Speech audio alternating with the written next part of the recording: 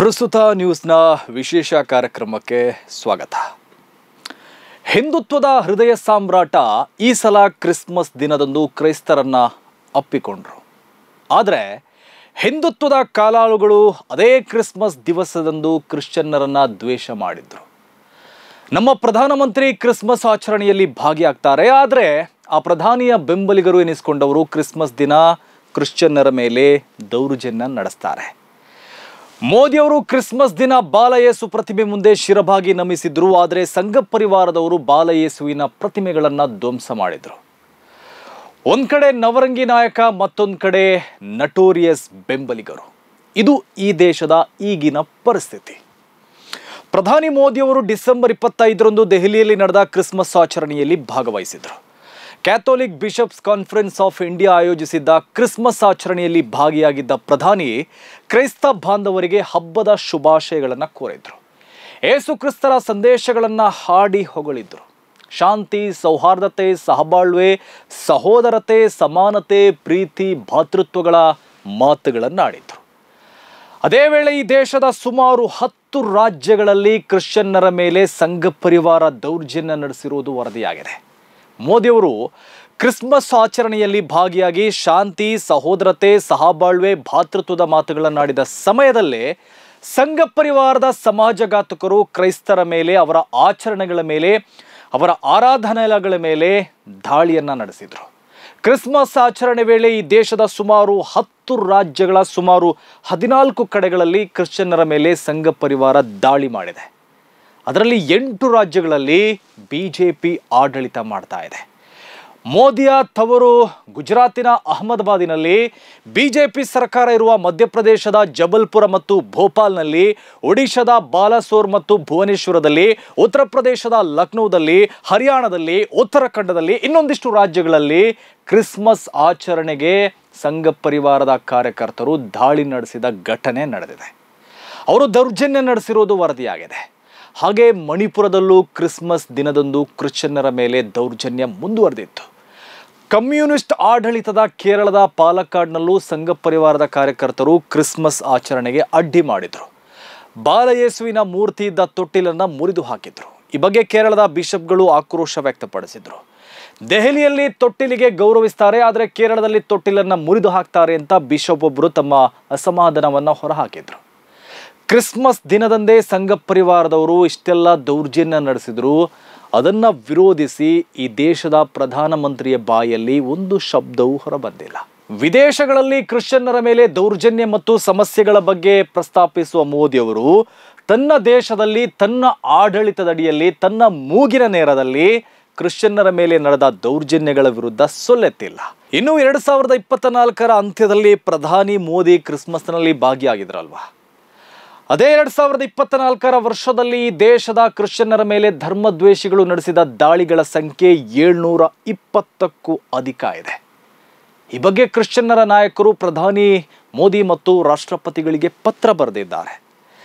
ಭಾರತದಲ್ಲಿ ಕ್ರಿಶ್ಚಿಯನ್ನರ ಮೇಲೆ ಹಿಂಸಾಚಾರಗಳು ಹೆಚ್ಚಾಗ್ತಾ ಇದೆ. ಈ ಹಿಂಸಾಚಾರಗಳನ್ನು ತಡೆಯಲು ತುರ್ತು ಕ್ರಮ ಕೈಗೊಳ್ಳಿ ಎಂದು ಮನವಿ ಮಾಡಿದ್ದಾರೆ.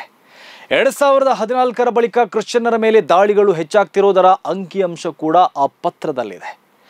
ಅಲ್ಲದೆ ಈ ಬಾರಿ ಕ್ರಿಸ್ಮಸ್ ವೇಳೆ ದೇಶದಾದ್ಯಂತ ಕ್ರಿಶ್ಚಿಯನ್ನರನ್ನ ಗುರಿಯಾಗಿಸಿಕೊಂಡು ನಡೆದ ಹಿಂಸಾಚಾರಗಳ ಬಗ್ಗೆಯೂ ಉಲ್ಲೇಖ ಇದೆ. 2024ರ ಜನವರಿಯಿಂದ ಡಿಸೆಂಬರ್ವರೆಗೆ ದೇಶದಾದ್ಯಂತ ಕ್ರಿಶ್ಚಿಯನ್ನರ ಮೇಲೆ 720ಕ್ಕೂ ಹೆಚ್ಚು ಹಿಂಸಾಚಾರದ ಘಟನೆಗಳು ವರದಿಯಾಗಿದೆ. ಆ ಪತ್ರದಲ್ಲಿ ಮಣಿಪುರದ ಕ್ರಿಶ್ಚಿಯನ್ನರ ಮೇಲೆ ನಡೆದ ದಾಳಿಗಳ ಬಗ್ಗೆ, ಕ್ರಿಶ್ಚಿಯನ್ನರ ಹತ್ಯೆಗಳ ಬಗ್ಗೆ, ಚರ್ಚುಗಳ ಧ್ವಂಸದ ಬಗ್ಗೆಯೂ ಮಾಹಿತಿ ನೀಡಲಾಗಿದೆ. ಇನ್ನು ಮತಾಂತರ ವಿರೋಧಿ ಕಾನೂನುಗಳ ದುರುಪಯೋಗ ಆಗ್ತಾ ಇರೋದ್ರ ಬಗ್ಗೆ, ಧಾರ್ಮಿಕ ಸ್ವಾತಂತ್ರ್ಯದ ಮೇಲಿನ ಬೆದರಿಕೆಗಳ ಬಗ್ಗೆ, ದ್ವೇಷ ಭಾಷಣಗಳ ಬಗ್ಗೆ ಆತಂಕ ವ್ಯಕ್ತಪಡಿಸಲಾಗಿದೆ. ಕ್ರಿಶ್ಚಿಯನ್ನರ ಮೇಲಿನ ದೌರ್ಜನ್ಯಗಳ ಸಂಬಂಧ ವ್ಯವಸ್ಥೆ ಹೇಗೆ ನಿರ್ಲಕ್ಷ್ಯ ಮಾಡ್ತಿದೆ ಅನ್ನೋದನ್ನು ಎತ್ತಿ ತೋರಿಸಲಾಗಿದೆ. ಇನ್ನು ಅಲ್ಪಸಂಖ್ಯಾತರ ಮೇಲೆ ನಡೀತಾ ಇರುವ ದಾಳಿಗಳನ್ನು ತಡೆಯುವಂತೆಯೂ ಆ ಪತ್ರದ ಮೂಲಕ ಆಗ್ರಹಿಸಲಾಗಿದೆ. ಕ್ರಿಶ್ಚಿಯನ್ ನಾಯಕರೇನೋ ಪ್ರಧಾನಮಂತ್ರಿಗೆ ಪತ್ರ ಬರೆದು ರಕ್ಷಣೆ ಕೋರಿದ್ದಾರೆ. ಆದರೆ ಈಗಿನ ಸರ್ಕಾರ ಅಲ್ಪಸಂಖ್ಯಾತರಿಗೆ ರಕ್ಷಣೆ ಕೊಡುತ್ತಾ ಅನ್ನೋದು ಪ್ರಶ್ನೆ. ಬಹಿರಂಗವಾಗಿ ಅಲ್ಪಸಂಖ್ಯಾತರನ್ನು ದ್ವೇಷ ಮಾಡುವ ವ್ಯವಸ್ಥೆಯೊಂದು ಅವರಿಗೆ ರಕ್ಷಣೆ ಕೊಡುತ್ತೆ ಎಂದು ನಂಬಲು ಸಾಧ್ಯವೇ ಇಲ್ಲ. ಈ ದೇಶದಲ್ಲಿ ಅಲ್ಪಸಂಖ್ಯಾತರ ಮೇಲೆ, ಕ್ರೈಸ್ತರ ಮೇಲೆ ದಾಳಿಗಳನ್ನು ನಡೆಸ್ತಾ ಇರೋದು ಯಾರು ಅನ್ನೋದು ಎಲ್ರಿಗೂ ಗೊತ್ತಿರುವ ಸಂಗತಿ. ಈ ಹಿಂದೆ ಮಹಾನ್ ನಾಯಕರೊಬ್ಬರೇ ಹೇಳಿದ್ದಾರಲ್ಲ, ಗಲಭೆಕೋರರನ್ನ ಅವರ ವಸ್ತ್ರಗಳಲ್ಲಿ ಗುರುತಿಸಬಹುದು ಅಂತ. ಹಾಗೆ ಕ್ರೈಸ್ತರ ಮೇಲೆ, ಅವರ ಆರಾಧನಾಲಯಗಳ ಮೇಲೆ ದಾಳಿ ನಡೆಸ್ತಾ ಇರುವ ಜನರನ್ನ ಅವರ ವಸ್ತ್ರಗಳಲ್ಲಿ, ಅವರ ಘೋಷಣೆಗಳಲ್ಲಿ, ಅವರ ಸಿದ್ಧಾಂತದಲ್ಲಿ ಗುರುತಿಸಬಹುದು.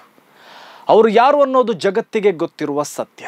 ಆ ದಾಳಿಕೋರರ ಸಿದ್ಧಾಂತ ಯಾವುದು, ಅವರ ಸಂಘಟನೆ ಯಾವುದು, ಅವರ ಪಕ್ಷ ಯಾವುದು, ಅವರ ನಾಯಕ ಯಾರು ಅನ್ನೋದು ರಹಸ್ಯ ಸಂಗತಿ ಅಲ್ಲ, ಅದು ಓಪನ್ ಸೀಕ್ರೆಟ್.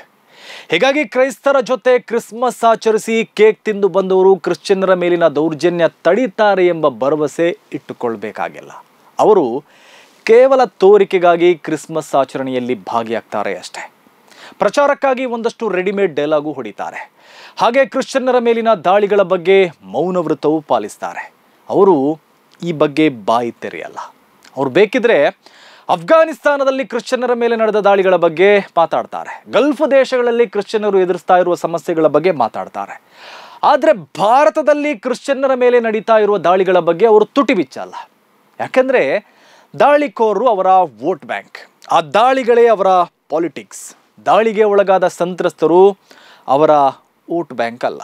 ಸಂತ್ರಸ್ತರಿಗೆ ನ್ಯಾಯ ಒದಗಿಸಿದರೆ ಅವರಿಗೆ ರಾಜಕೀಯ ಲಾಭ ಸಿಗಲ್ಲ, ಅದರಿಂದ ರಾಜ್ಯಕ್ಕೆ ನಷ್ಟವೇ ಆಗ್ಬೋದು.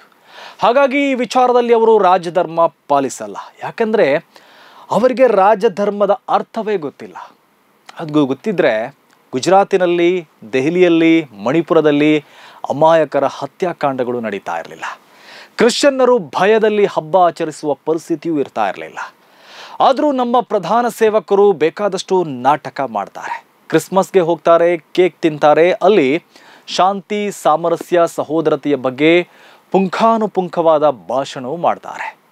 ಮೊನ್ನೆ ಆಗಿದ್ದು ಕೂಡ ಅಷ್ಟೇ. ಇದು ಇವತ್ತಿನ ಪ್ರಸ್ತುತ ವಿಶೇಷ. ಸುದ್ದಿಗಳ ವಸ್ತುನಿಷ್ಠ ವಿಶ್ಲೇಷಣೆಗಾಗಿ ನೋಡ್ತಾ ಇರಿ ಪ್ರಸ್ತುತ ನ್ಯೂಸ್.